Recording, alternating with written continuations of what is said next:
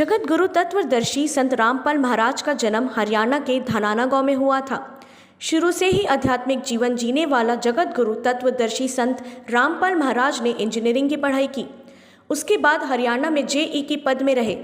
जन कल्याण की भावना से प्रेरित होकर नौकरी छोड़ कबीर पंथ के गुरु प्रणाली के अंतर्गत गुरु स्वामी रामदेवानंद जी महाराज से नाम दीक्षा लिया। उन्हीं के सानिध्य में परमात्मा कबीर के आदेश अनुसार नामदान देना प्रारंभ किया। महज 10 से 15 वर्ष के बीच में कई करोड़ शिष्य होना दर्शाता है कि वास्तविक में सद्गुरु देव हैं और अपने शिष्यों को काल जाल की दुनिया से मुक्ति दिलाकर मोक्ष की राह बता रहे हैं। एक भूल की वजह से आज हम इस लोक में आए और लग 84 का सजा भुगतते हुए अलग अलग योनि में जन्म ले रहे हैं। किसी धर्म गुरु से पूछने पर कहते हैं कि पाप कर्म का फल है, तो क्या हम यह मान सकते हैं? देवी देवता फल कर्म को नहीं काट सकते। कहा जाता है सबका मालिक एक, वह कौन कहाँ रहता है?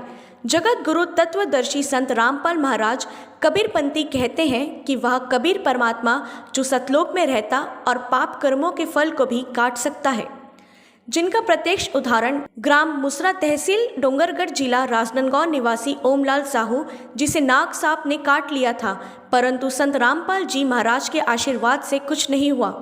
इस तरह अनेक भक्त जो उनसे नाम दीक्षा लिए, उन्हें प्रत्यक्ष अप्रत्यक्ष रूप से लाभ प्राप्त हो रहा है। अगर मैं तत्वदर्शी जगत गुरु संत रामपाल जी महाराज की शरण में ना होता, जगत में होता, तो आज मैं शायद ही बच पाता।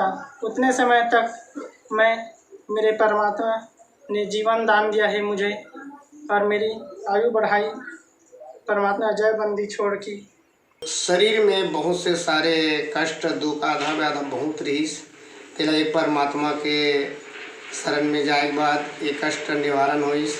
आज की डेट में अब देखो तो मोला लाभ है, मैं कुछ भी हो जाए, एक गुरु जी के शरण में आ गए हो, संत रामपाल जी के प्राण भी ना चल रहे, फिर भी मैं अब छोड़ने वाला नहीं हूँ। हम लोग संत रामपाल जी महाराज की सत्संग टीवी पर सुनते हैं। महाराज जी वे शास्त्रों के आधार पर ज्ञान बताते हैं। जो सच्चा ज्ञान है उनसे बहुत सारे लाभ हैं। बालोद से खिलावन चंद्राकर की रिपोर्ट।